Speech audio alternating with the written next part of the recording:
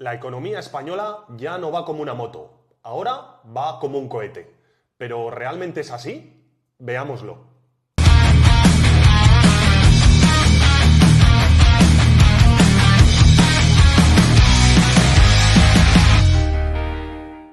Bienvenidos a Construyendo Catedrales. Estamos aquí otro día más en nuestro podcast favorito y hoy hemos cambiado de setup. Sí. Cambiamos de setup y con un tema bastante top. Así que, Valentín, hoy te toca a ti dirigir la tertulia. Bueno, pues vamos a ver, ya habéis visto que nos ha comentado nuestro querido presidente del gobierno que ya no vamos en moto, como nos decíamos antes, ahora vamos en cohete, ¿no? Vamos en cohete porque la Comisión Europea, ¿vale?, ha hecho una reestimación de cuál va a ser las tasas de crecimiento para España en el año 2024 y nos han situado esta tasa de crecimiento en el 2,1%, ¿vale? Bueno, pues vamos como un cohete por ir al 2,1%, ¿no? Ya os podéis hacer una idea de por dónde van los tiros. Entonces, bueno, lo primero que habría que ver, ¿no?, o lo que me gustaría comentar, nos hemos apuntado aquí unos cuantos datos, simplemente datos objetivos, ¿no?, para que los tenga también todo el mundo en cuenta y que sepan valorar ellos mismos si realmente la economía va bien o no va tan bien, ¿no? Y hemos tocado aquí pues unos cuantos puntos. El primer punto que hemos tocado o que vamos a tocar, pues el PIB, ¿no? Es decir, el Producto Interior Bruto, ¿no? Dice que va a crecer un 2,1% y nos están hablando de que vamos a crecer como un cohete. Claro, ¿comparado con qué? Sería la primera pregunta que tendríamos que hacernos, ¿no? ¿Históricamente es un crecimiento bestial del 2,1%? Bueno, pues desde luego no está, de hecho creo que está por debajo de la tasa de crecimiento media que ha tenido España en términos generales, para que nos hagamos una idea. Incluso, fijaos que si esto sería ir como un cohete, crecer al 2,1%, mismamente en el propio en el propio gobierno de Mariano Rajoy hemos tenido tasas de crecimiento del 4% incluso, ¿no? Entonces, claro, si ahora vamos en cohete, no sé en lo que iríamos cuando crecíamos al 4%, ¿no? O este tipo de cosas, ¿no? Ese sería el primer punto a comparar, ¿no? Y luego, otro punto de vista con el que tendríamos que compararnos es con el resto de la Unión Europea, ¿no? Que es igual lo que tenemos más cercano. Sí que es cierto que para el año 2024, pues a lo mejor un 2,1% creo que es en torno al triple de la media de la Unión Europea, ¿no? Es decir, el triple de crecimiento que la Unión Europea. Pero, claro, digamos que en la Unión Europea no nos afecta a todos igual esta subida del PIB, ¿no? Porque sabemos todos ahora mismo que existe un conflicto, ahora mismo hay en Ucrania, ¿no? Y bueno, pues este conflicto lógicamente a nosotros nos pilla bastante lejos. De hecho, somos a los que más lejos nos pilla, con mucha diferencia de toda Europa, ¿no? Entonces, bueno, pues hay ciertos países de la Unión Europea que desde un punto de vista geográfico, es decir, porque les pilla más o menos cerca, eso les afecta más directamente que a nosotros, y luego desde un punto de vista, pues, digamos, económico o más puramente económico, ¿no? Nosotros no somos tan dependientes o no tenemos una estructura, digamos, empresarial, ¿no?, o económica tan dependiente, pues a lo mejor de materias primas, como sí que tienen otros países como Alemania, por ejemplo, como Francia, donde tienen mucho más industria y nosotros dependemos más de los servicios, ¿no? Entonces, por este aspecto, pues a nosotros, pues igual que tenemos más enfocado a los servicios o al turismo, además, esto nos afecta menos, ¿no? De todos modos, Valen, perdona que te corte, pero lo que sí que nos afecta dentro de las materias primas, somos muy dependientes en términos energéticos, por ejemplo. Entonces, los precios de la energía, sobre todo, digamos, el gas y el petróleo, influyen mucho. Entonces, venimos de unos años en los que había estado más alto, una vez que en 2022 pues estalla esa guerra en Ucrania, y ahora estamos en un año, en un entorno, en unos últimos trimestres, que los precios tanto del gas como del petróleo están mucho más contenidos. Entonces es algo que actualmente, coyunturalmente, por ejemplo, a nosotros nos está favoreciendo como economía, ¿no? En España. Es decir, además, digamos, un aspecto que realmente no podemos controlar, porque digamos son precios mundiales, ¿no? El precio del barril de Brent y el precio del gas, pues esos no los podemos controlar. Entonces, apuntarse el tanto respecto a eso, pues es ser ventajista. Es algo coyuntural. Y luego estás hablando de que es una estimación, es decir, que lo han estimado, luego veremos en qué da este crecimiento. Sí. Bueno, a ver, no creo que sea muy grande la desviación, ¿no? Pero bueno, en cualquier caso, fijaos que es un 2,1, ¿no? Bueno, simplemente pues es una columpiada. Otra cosa que comentaremos luego, lógicamente, es que Pedro Sánchez, cuando habla y dice este tipo de cosas, ¿no? A veces nos creemos que está hablando para todo el mundo, ¿vale? Pero en realidad Pedro Sánchez es una persona, es un político, por supuesto, un político, ya sabemos, un político profesional, y para quien habla, desde luego, es para sus fans. O sea, para sus fans, que está claro que los tiene, y para sus votantes, ¿no? Entonces, claro, lógicamente, le importa una mierda a cualquier analista económico o cualquier persona que lo esté escuchando. Realmente a quien está hablando es a sus votantes, ¿no? Eso hay que tenerlo en cuenta también. Y luego, pues ya desde un punto de vista comparativo, como hemos hecho ya, otra cosa que me gusta a mí explicar también es ver el PIB, ¿no? En perspectiva. Es decir, oye, España, entonces, si vamos en cohete, deberíamos de importar cada vez más, ¿no? ¿Es esto así? Es decir, ¿importamos cada vez más en términos globales, en términos mundiales? Pues mira, tengo aquí apuntado, para que os hagáis una idea, en el año 2005 España aportaba el 1,87% del PIB mundial, ¿vale? A día de hoy, a día de hoy no, este dato es del año 2021, pero para que os hagáis una idea, no creo que haya ido a mejores, ¿vale? En el año 2021 aporta el 1,35%, ¿vale? Es decir, cada vez aportamos menos al PIB mundial en España. Pero no solamente es a nivel mundial, sino también a nivel europeo, ¿vale? Es decir, España cada vez importa menos a nivel Europa, ¿vale? Y la puñeta, ¿cuál es? Que es que además Europa cada vez importa menos a escala mundial, ¿vale? O sea, no solamente es que nosotros cada vez importemos menos dentro de Europa, sino que además, digamos que Europa cada vez pues, se está desplazando, el crecimiento viene, pues ya sabemos, del continente asiático y, bueno, pues desde luego Estados Unidos y demás. No sé si queréis comentar algo sobre esto. Sí, por ponerle un poco en contexto, actualmente pues somos la economía número 14 a nivel mundial, en términos absolutos, ¿vale? En términos, digamos, de PIB, ¿no? De PIB total, pues el primero es Estados Unidos, el segundo es China y actualmente somos el 14. Hemos ido bajando también puestos en este ranking y los que nos quedarán por bajar, ¿no? Porque si comparativamente vamos creciendo menos, pero este quizá no sea tan importante como el PIB per cápita, ¿eh? Es decir, el PIB que se genera por habitante en España. Y aquí somos el número 37, es decir, pasamos del número 14 al número 37. Y el PIB por habitante, es decir, el PIB per cápita, actualmente está en 30.000 euros. ¿Y cuál es el problema? Pues que esto está estancado, ¿no? Porque si el PIB crece a tasas bajas, la población más o menos se puede mantener constante y crecer un poquito, pues nos vemos estancados en torno a esos 30.000 euros, ¿no? PIB per cápita. Eso es. Vale, y pasamos un poco de lo que sería el PIB a el desempleo, ¿no? Que es otra de las banderas que lleva este gobierno ahora mismo, y sí que es cierto pues que estamos en datos, no sé si históricos, podríamos decirlos que sí, ¿no? Que luego lo podemos comentar si queréis, cómo se mide este desempleo, ¿no? O este paro, o si realmente bueno, pues son datos que sean comparables a lo mejor con los que teníamos antes, ¿no? Por así decirlo. ¿Y la realidad cuál es? Pues bueno, a ver, lo mismo que antes, ¿no? Habría que compararnos. Primero, si nos comparáramos con el resto de Europa, somos líderes en paro, ¿vale? Es decir, seguimos siendo líderes en desempleo en la Unión Europea y, por supuesto, no solo en desempleo, sino paro juvenil, ¿no? Que es un poco la gran tragedia que tiene España.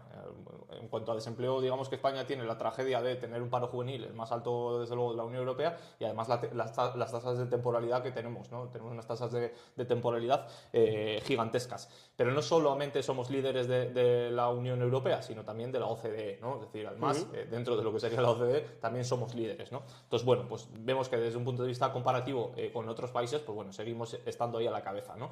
Y por otro lado, sí que es cierto, y bueno, pues podríamos verlo como un punto a favor si queréis, pues parece ser que tenemos mejores datos de empleo, ¿no? que históricamente con respecto a nosotros mismos, ¿no? Pero claro, aquí hay que poner unas cuantas comillas, ¿no? Tendríamos que poner en cuanto a este dato. Primero, el tema de los fijos discontinuos, ¿no? Que es bastante difícil saber cuántas personas tenemos trabajando en España con fijos discontinuos. No sé si se sabe o más o menos, o no se sabe. Yo quería añadir aquí lo que decías tú, Valentín, que está muy maquillado. Claro.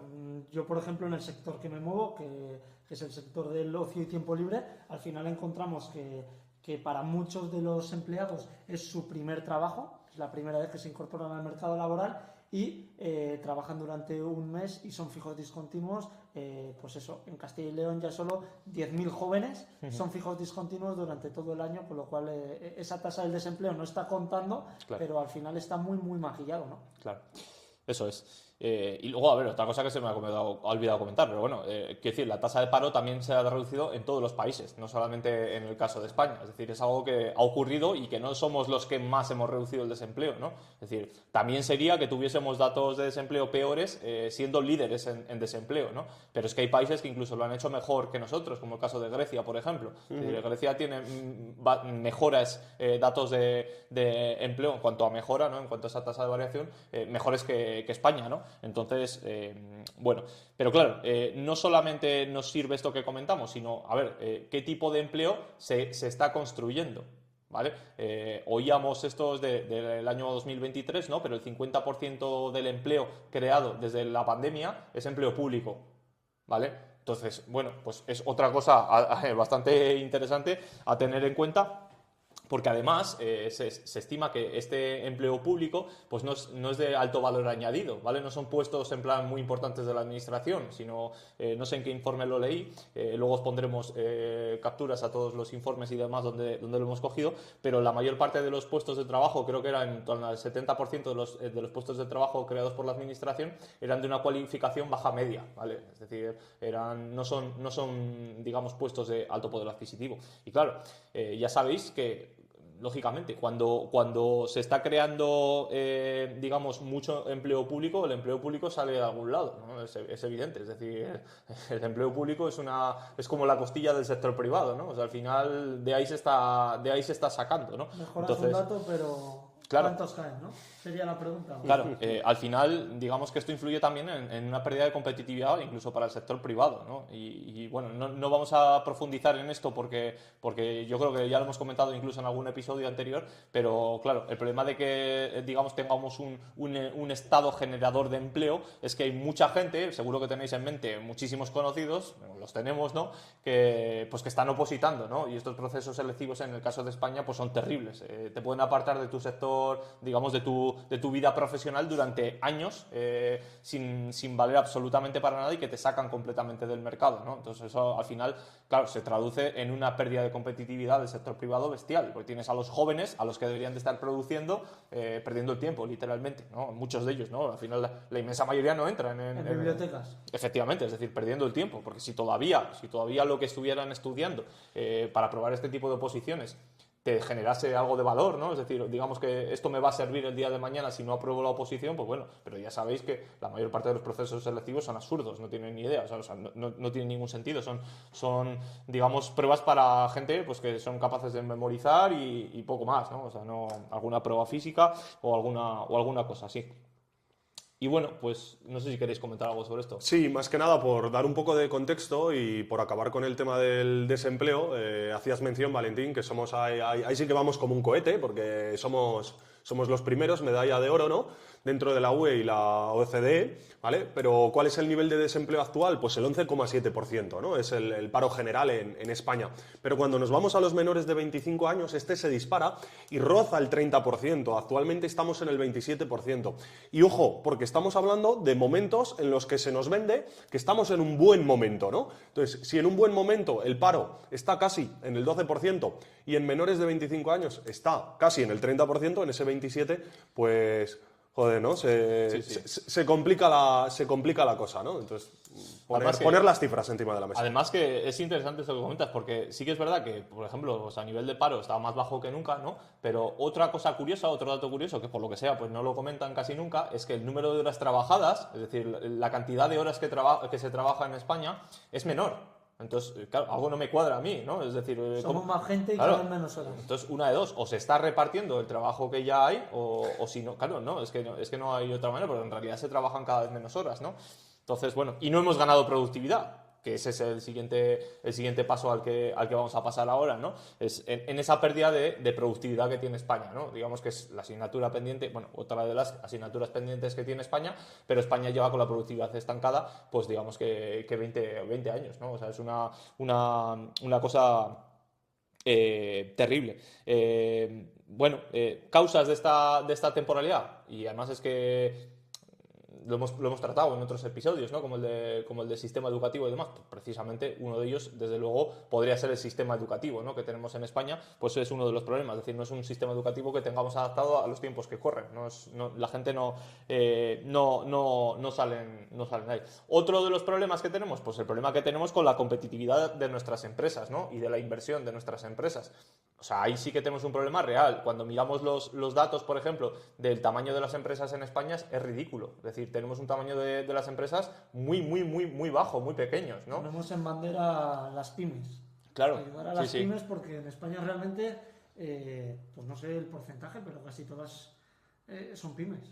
Sí, imagino que la gran mayoría, ¿no? Sí, la inmensa mayoría. Y de hecho, hay una frontera, ¿no? Que es más de 50 trabajadores, que es donde la carga ya regulatoria es muy fuerte, ¿no? Donde las empresas no quieren entrar de ninguna de las maneras, ¿no? No hay incentivos para las empresas en España para crecer. Y bueno, os pondremos los datos, ¿no? Para que veáis con respecto a otros países al tamaño de las empresas, pero es terrible. De hecho, a las empresas que tenemos que son grandes, ¿no? Que crecen en España, ya sabéis que en España somos la hostia, que es decir, que además es que criticamos a este tipo de empresas o nos parece mal que ganen dinero, ¿no? O sea que, bueno, pues es uno de los problemas que tenemos en cuanto a la competitividad de nuestras empresas, ¿no? Que el tamaño de las empresas no es muy grande. ¿Y por qué es un problema esto? Pues bueno, pues entre otras cosas porque el tamaño de las empresas está muy ligado, lógicamente, a los salarios que reciben los trabajadores, ¿no? Cuanto más grandes sean las empresas, pues por norma general, más grandes son los salarios. Y claro, si tenemos un problema de este tipo y cada vez hay empresas más pequeñas, pues los salarios no dejarán de ser precarios, ¿no? En España. Además de esto, pues claro, ¿en qué sectores somos buenos en España, ¿no? Con respecto a otras cosas? Pues a lo mejor el sector transportes, por ejemplo, o el sector petroquímico, ¿no? Podrían ser un poco donde somos un poquito más competitivos, por así decirlo. Pero para que os hagáis una idea y del dato, en I+D, ¿vale? En I+D en España se gasta en torno al 0,7% del PIB, ¿vale? Y la media de la Unión Europea está en el doble, ¿vale? En 1,4, para que nos hagamos una idea. Es decir, además de, lógicamente, como el tamaño de las empresas es algo muy reducido, pues claro, las empresas pequeñas no invierten tanto en innovación como sí que lo hacen las empresas grandes, ¿no? Entonces, pues tendríamos otro problema por ahí. Y luego, pues en cuanto a las exportaciones que tenemos, otro de los problemas que tenemos en cuanto a esta competitividad de nuestras empresas es que tenemos una dependencia brutal de la Unión Europea. Es decir, todo lo que se exporta en España, o la inmensa mayoría de lo que se exporta en España, digamos que es a la Unión Europea, ¿no? Y bueno, pues la Unión Europea no está pasando por su mejor momento, como hemos dicho, ¿no? Porque si nosotros vamos en cohete por ir al 2,1, imaginaros cómo está en el resto de Europa, ¿vale? Si nuestras exportaciones dependen de esto, pues lógicamente tenemos ahí un problema, ¿no?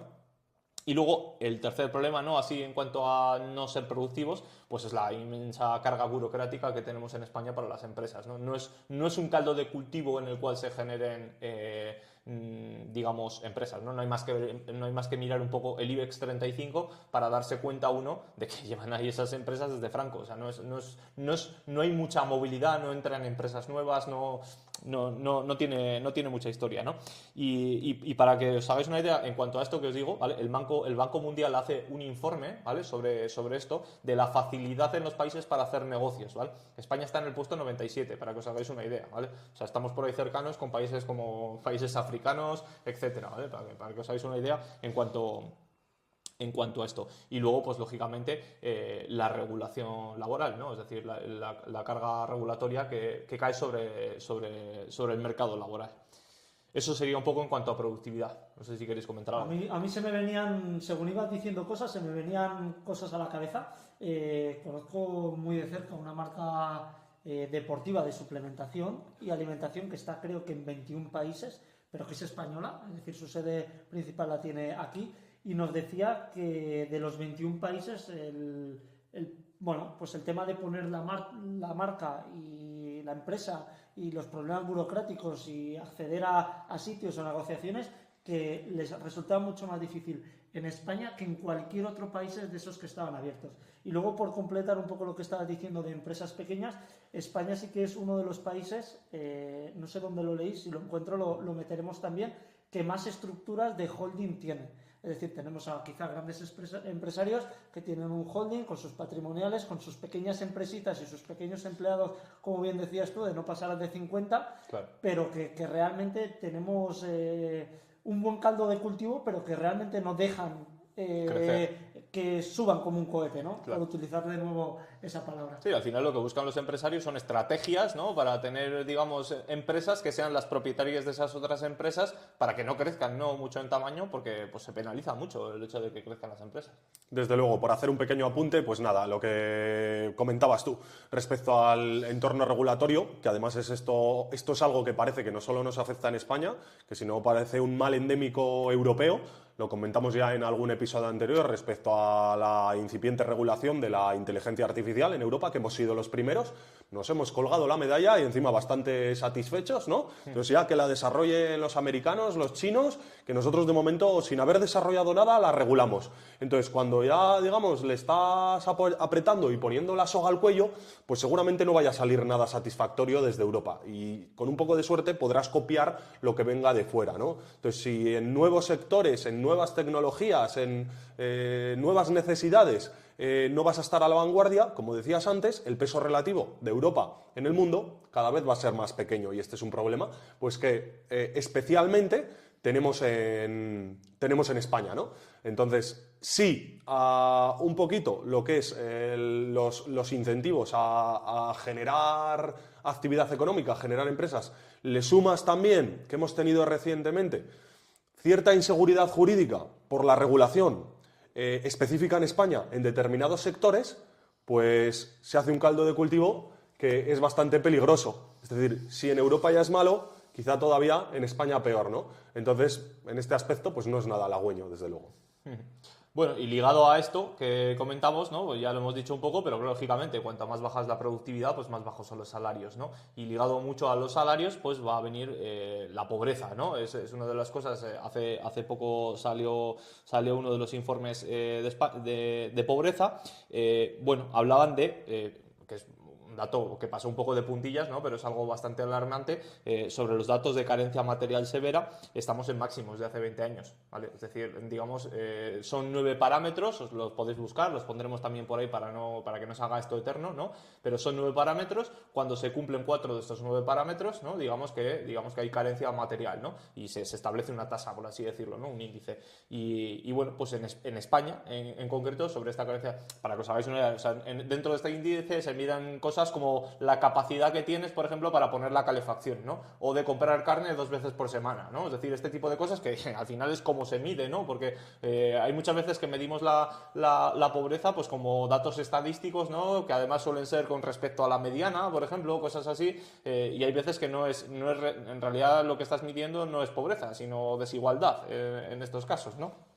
Pero claro, cuando estás hablando de dificultad en poner la calefacción, ahí sí que ya no estás hablando de un concepto estadístico, estás hablando de algo cualitativo, de algo que se palpa, ¿no? Igual que el hecho de no poder comprar, pues eso, 2 veces carne a la semana, no porque sea necesario, ¿no? Pero desde luego sí que es un indicador de que tienes problemas económicos, ¿no? Pues bueno, en máximos desde hace 20 años, para que nos hagamos una idea, a día de, bueno, en el año 2023 el informe, ¿vale?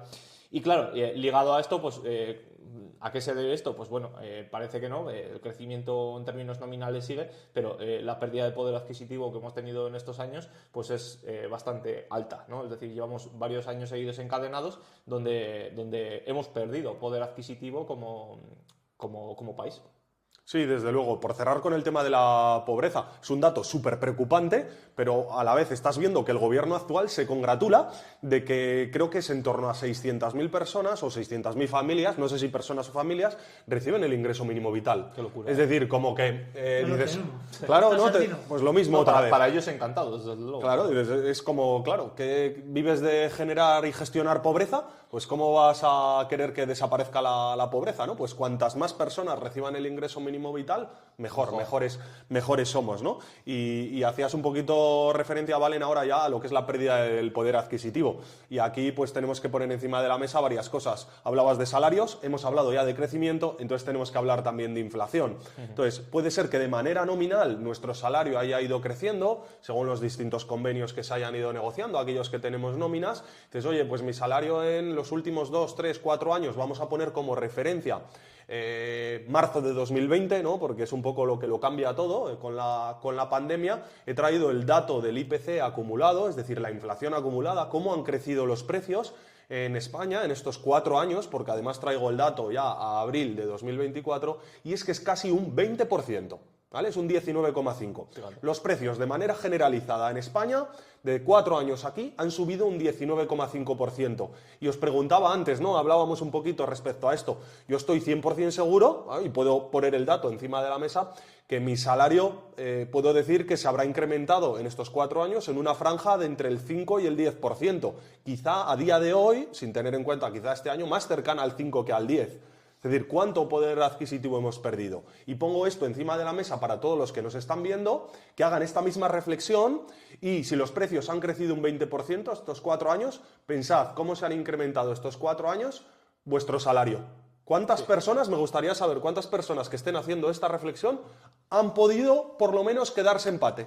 Es decir, que sus ingresos hayan subido un 20%. Muy poquitas. Que comente aquí a alguien que le haya pasado y lo traemos al canal, Eso lo es. entrevistamos y le preguntamos a qué se dedica y si nos coge un currículum. Claro, y ojo, en igualdad de condiciones, Lo sé. ¿vale? Porque si estabas en el mismo puesto, con el mismo convenio, en la misma empresa, en marzo de 2020, pues lo puedes hacer una comparativa. Pero claro, si has crecido a nivel profesional, si te han ascendido, si has cambiado de empresa, si ahora no vives en España y te has ido a Suiza, bueno, pues hacemos una comparativa de, como decimos siempre, ¿no? Vamos a comparar a iguales, peras con peras, manzanas con manzanas. Y no solo en salarios, a mí me gustaría tirar una lanza por empresas y esas pymes que estamos hablando, de que hay sectores como que sí, ha subido un 20% el tema de combustibles, tema de alimentación, etcétera. Que Bueno, como... alimentación, si nos metemos en alimentación, podríamos estar hablando de tasas mucho más altas. Pero quiero decir que son cosas como que vienen dadas y como que son muy globales, pero luego hay empresas que quizá pues no han subido en estos últimos 4 años ese 20% porque intentan amortiguar esa subida de inflación para que los clientes puedan y hacer ahí como una media y realmente pues pierde adquisitivo el consumidor o el asalariado y la pequeña empresa, ¿no? Sí, totalmente. Aquí hay algo que hay que tener en cuenta. Normalmente, o en condiciones normales, la economía debería ser deflacionaria. Es decir, los precios tendrían que tender a disminuir a lo largo del tiempo y no a incrementarse. No nos vamos a extender mucho en esto, pero si os dais cuenta, la tecnología, los dispositivos que tengáis en casa hace 5, hace 10 años con los que tenéis actualmente, al avanzar tan rápido la tecnología y alcanzar, un consumo masivo, pues los costes siempre tienden a disminuir, ¿no? Entonces, hay unas presiones deflacionistas que hacen que los precios tiendan a bajar. Y sin embargo, aún así, en los 4 últimos años, y ojo, los datos oficiales, porque estos son datos oficiales, que cada uno haga sus cálculos, si todos los bienes que consume han crecido en precio un 20% de media o es superior, ¿no? Claro. Entonces, ¿qué quiero poner encima de la mesa? Pues que ese 20% hay que tenerlo en cuenta, que hay una parte que es la tecnología, que cada vez consumimos más tecnología, es un producto deflacionario. ¿Cómo ha crecido todo lo demás para que la media sea un 20%? No sé si se entiende. Sí. Perfectamente. Sí, o sea, básicamente... Bueno, sí. Lo ha comentado Valentín, la alimentación ha subido mucho Eso más es. y otras cosas pues tendrían que... Sí, lo que comenta Abel es que, así simplificando, lo que comenta Abel es que más o menos el iPhone 15, ¿no? Es ahora el último, el iPhone 15 cuesta más o menos lo mismo, igual no ha sido el mejor ejemplo, pero digamos el Xiaomi no sé cuántos de última generación de hoy en día es bastante similar el precio, por no decir el mismo, ¿vale? A pesar de la inflación, que el de hace 10 años, ¿no? Es decir, no han cambiado, no ha variado mucho los precios. Por eso comentaba él que la tecnología es deflacionaria y es una parte muy grande de lo que nosotros gastamos, cuánto habrá subido todo lo demás. Y, por ejemplo, la alimentación es uno de los ejemplos. Es decir, el poder de compra en la alimentación ha bajado desde el año 2007, estamos hablando, pero algo brutal. O sea, la capacidad de compra que tenía en el año 2007 comparada a la nuestra es, abismal.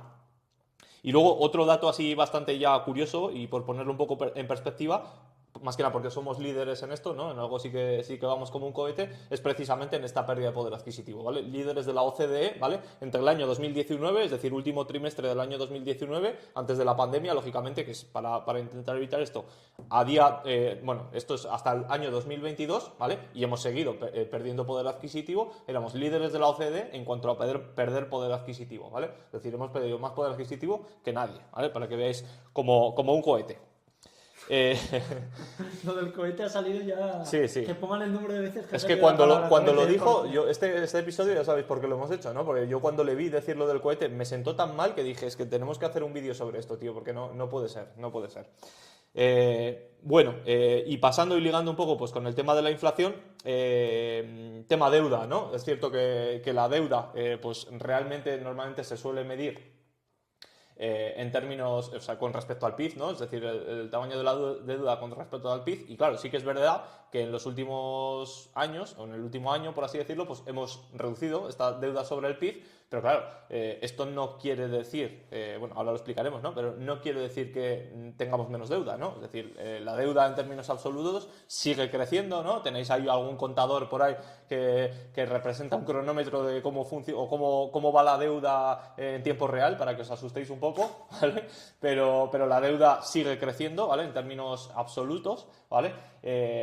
Pero sí que es cierto que derivado de, digamos, principalmente por el efecto de la propia inflación, pues con respecto al PIB, ¿vale?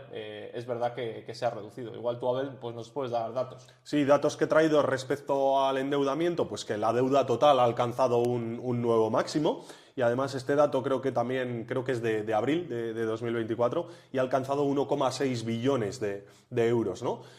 Por ponerlo un poco en contexto, pues sube un 5%, creo, respecto a hace un año, interanual, y a cierre de 2023 este endeudamiento suponía el 108% respecto a la producción, es decir, respecto al PIB. Es decir, es como si todo lo que generamos a lo largo de un año y un poquito más, toda la economía, porque aquí estamos hablando de endeudamiento público. Esto ya también hicimos referencia en aquel podcast que hablábamos de Estados Unidos, ¿no? De la quiebra de Estados Unidos, cuando hablábamos que tiene sentido ponerlo la deuda en relación al PIB, pero claro, el PIB es la suma de la producción de toda la economía. Y cuando hablamos de endeudamiento es solo endeudamiento público. Entonces, a veces tiene más sentido poner en relación el endeudamiento público respecto a la capacidad para generar ingresos del Estado, es decir, respecto a los ingresos públicos, ¿no? Pero en este caso siempre se coge el PIB total y estamos en un 108%. Es como si de repente en el año 2025 decimos esto es insostenible y del 1 de enero al 31 de diciembre España sigue funcionando, pero todo lo que genera es para pagar deuda. Pues pasa un año, llegamos al 31 de diciembre y todavía tenemos que un mes más aproximadamente, ¿no? Por ahí. La cuesta de enero. La cuesta de enero, pero por dos, porque ya vienes de enero del año anterior, ¿no? Pues dedicarte a pagar esa deuda. Estamos en el 108%, sí que es verdad que las estimaciones es por efecto inflación y crecimiento de la economía en los próximos años, pero los datos que he visto yo, 2024 y 2025, siempre por encima del 100%, ¿no? Entonces, eso es bastante preocupante. ¿Esto qué representa? Pues 32.000 euros por habitante, ¿vale?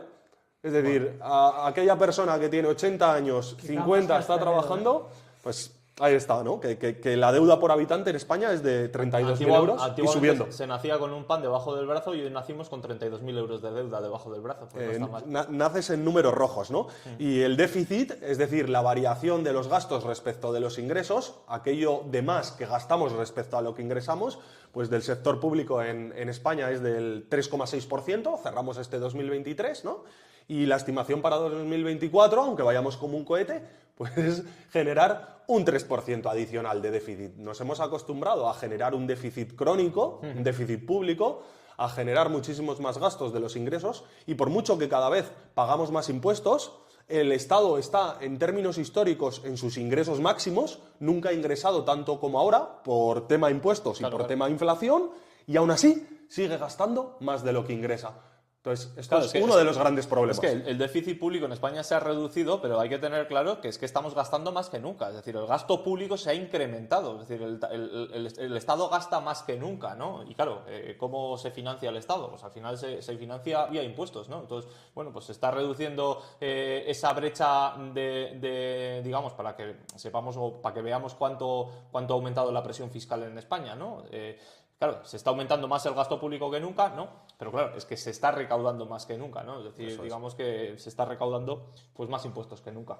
En este caso, por acabar un poco con el endeudamiento, no sé si querréis añadir algo, pero sí que hay una frase muy, muy recurrente, ¿no? Una comparativa que se hace es como esa noche que sales de fiesta, ya va llegando la hora de irte a casa, te has agarrado una que sabes que no te tienes y si te vas a dormir y te levantas, sabes que la resaca va a ser épica, ¿no? Va a ser épica. Entonces, ¿qué haces para evitar que llegue la resaca? Pues dices, mira, no me voy a la cama y voy a seguir bebiendo, ¿no? Así vas postergando la resaca, llegando al final a un fin aterrador, pues es un poco lo que hacen todas las economías occidentales y especialmente en este caso que nos compete España, pues vamos acumulando déficit tras déficit, no lo atajamos y vamos dando patadas hacia adelante y nos encontraremos pues cada vez con un problema mayor y a ver cómo y cuándo se va a poder atajar, si es que se va a poder hacer. Además, el problema de la resaca es que además se puede levantar tu padre al día siguiente y darte 2 hostias por llegar con una borrachera del copón, ¿no? Que ya sabemos que en el año 2025, digamos que la Unión Europea ha dicho que va a cortar el grifo, ¿no? Y que va a dejar de apoyar a estos endeudamientos